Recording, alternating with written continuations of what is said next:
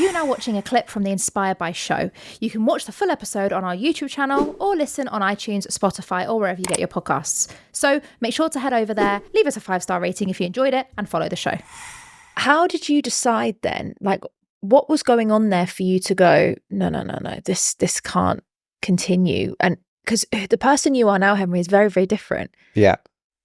I think that I think when you go to those dark places, you really look within and start, like, my ego was gone by that point. Like that, I was holding on to this business success of having 47 staff, having all this kit, this massive yard. That was my ego. My ego was wrapped up in the success that I'd achieved.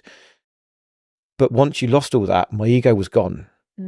So I had to go insular and look within, and that's the only way, because I couldn't hang on to anything. The ego was gone at that point.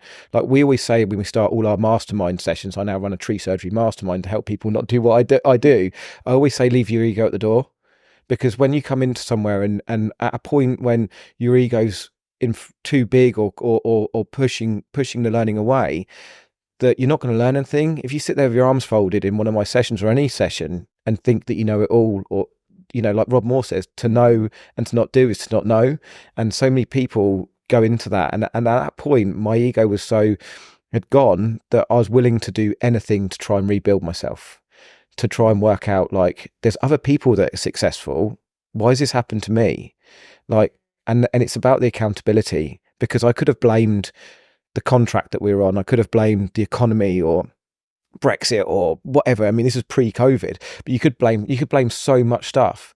But I had to, the only way I knew to get over, I worked out how to get over it, and a lot of it was through books that I read, was to go, I was the person who was steering this ship. There's only one person that's blamed here, and that's me. And I had to hold myself accountable, and it was the only way that I got over it. I wrote a what went wrong document, and on that was all the things that I'd done wrong, and it was the only way that I could then hold myself truly accountable. Like Jeff, who, if everyone's ever had Action Coach, they talk about above and below the line. Above the line is accountability, responsibility, and ownership, and below the line is blame, excuse, denial. When he was coaching me, he'd always point to this poster behind him and say, Henri, because I'd be ranting about this going under, ranting about someone's done this, someone's done that, someone's done that. And he'd be like, you're just blaming an excuse, Henri, like, get above the line. And that all rang true.